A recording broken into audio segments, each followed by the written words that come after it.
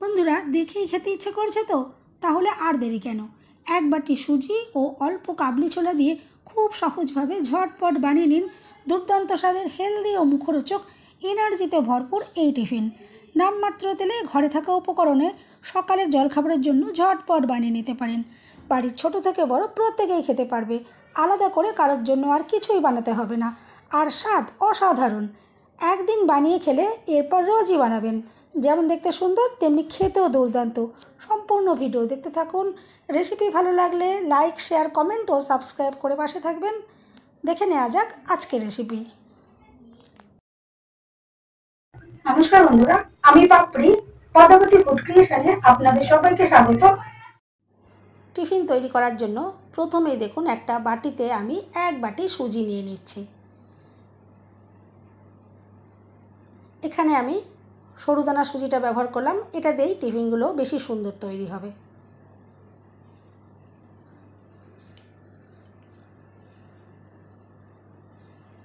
এরপরে গ্যাস জ্বালিয়ে আমি একটা কড়াই বসিয়ে দিলাম আর দিয়ে দিচ্ছি 2 বাটি জল।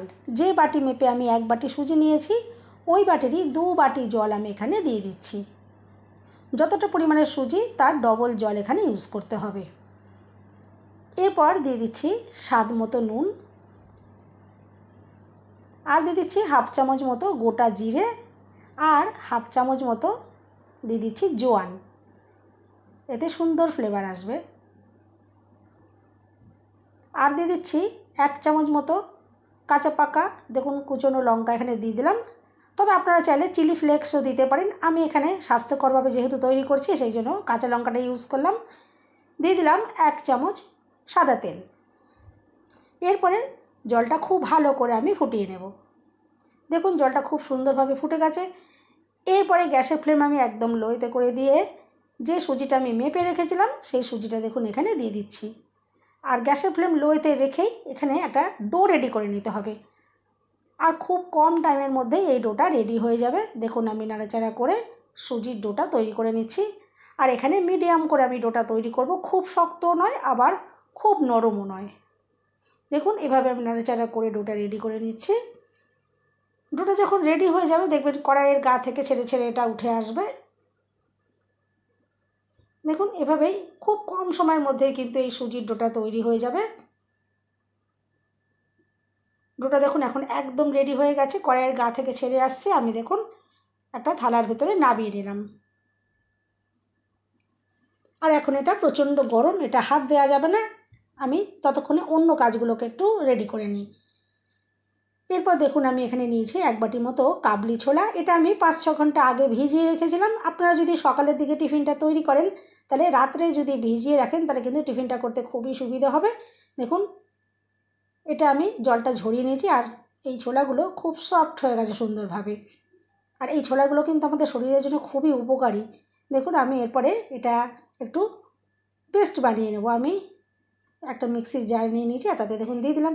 আর যেহেতু মিক্সি জারটা একদম পুরো ভর্তি হয়ে গেছে সেই জন্য এটা এত ভর্তি করে যেহেতু তৈরি করা যাবে না, আমি এটা কমিয়ে রেখে 2 বারে আমি এটা দেখুন এইভাবে করে একটু গ্রাইন্ড করে নিয়েছি। আর একটু দানা দানা থাকলেও কিন্তু কোনো অসুবিধে নেই। দেখুন একটু দানা দানা ভাব রয়েছে। এরপরে গ্যাস জ্বালিয়ে আমি একটা কড়াই বসিয়ে দিলাম আর দিয়ে দিলাম অল্প করে সর্ষের তেল। আমি খুব কম তেলে এই পুরটা তৈরি করব। তেলটা আমি একটু দেখুন নাড়াচাড়া করে দিচ্ছি। তেলটা যতক্ষণ না গরম হচ্ছে। তেলটা গরম হয়ে যাওয়ার পর আমি এখানে প্রথমেই দিয়ে দিচ্ছি কুচনো পেঁয়াজ। পেঁয়াজটা নাড়াচাড়া করে একটু হালকা ভেজে নেব। খুব বেশি ভাজার দরকার নেই, একটু হালকা ভেজে নিলেই হয়ে যাবে। দেখুন হালকা আমি ভেজে নিয়েছি।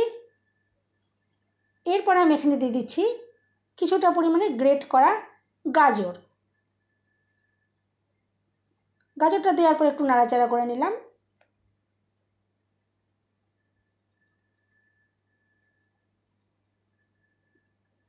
এরপর দিয়ে দিচ্ছি 1 চামচ মতো কুচনো দেখুন কাঁচা পাকা লঙ্কা দিয়ে দিলাম। এরপর ভালো করে একটু নাড়াচাড়া করে এটা একটু রেডি করে নিতে হবে যতক্ষণ না গাজর একটু সফট হয়ে যাচ্ছে। দেখুন আমি নাড়াচাড়া করে নিয়েছি, এটা অনেকটাই সফট হয়ে গেছে। এরপরে আমি যেই কাবলি ছোলাটা পেস্ট বানিয়ে রেখেছিলাম দেখুন সবটা দিয়ে দিলাম। আর গ্যাসের ফ্লেম লোতে রেখে পুরটা রেডি করতে হবে। দিয়ে দিচ্ছি দেখুন স্বাদ মতো নুন, আর দিয়ে দিচ্ছি গুঁড়ো হলুদ।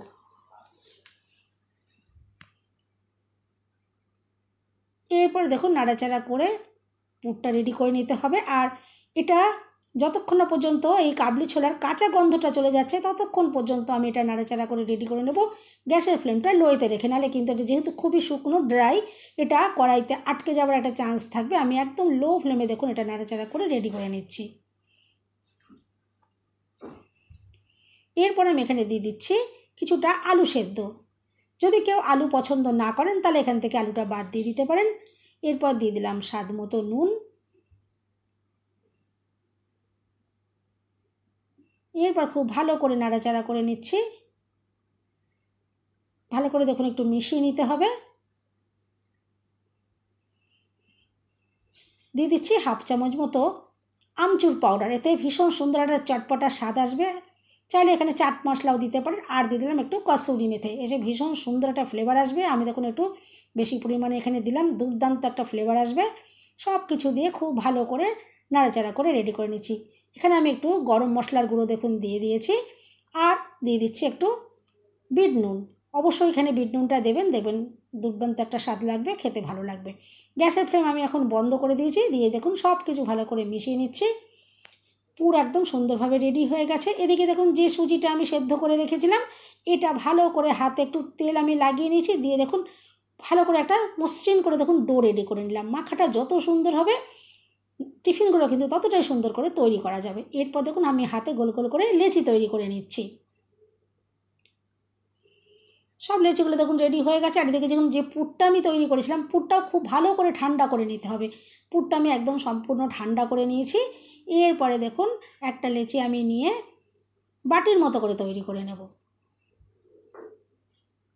এভাবে দেখুন একটা পাতলা বাটির মতো আমি তৈরি করে নিলাম। আর এখন যে পুরটা আমি তৈরি করেছিলাম দেখুন এখানে বেশি পরিমাণে আমি একটু পুর দিচ্ছি, খেতে বেশ ভালো লাগবে। আর বাটির মুখটা দেখুন এভাবে বন্ধ করে দিচ্ছি। এরপরে হাত দিয়ে দেখুন আমি একটু চেপে চেপে একটু ঠিক করে নিলাম। আর এভাবে গোল করে নিলাম। দেখুন একটা টিফিন একদম রেডি হয়ে গেল। এভাবেই আমি সমস্ত টিফিনগুলোকে রেডি করে নিয়েছি। এরপরে একটা ঝাঁঝরি থালা এখানে লাগবে। ঝাঁঝরি থালায় অবশ্যই একটু সাদা তেল এভাবে ব্রাশ করে দিতে হবে, যাতে টিফিনগুলো যখন তৈরি হয়ে যাবে ইজিলি এখান থেকে বের করে নেওয়া যায়। এরপরে একে একে টিফিনগুলো দেখুন আমি ঝাঁঝরি থালার ভেতরে বসিয়ে দিচ্ছি।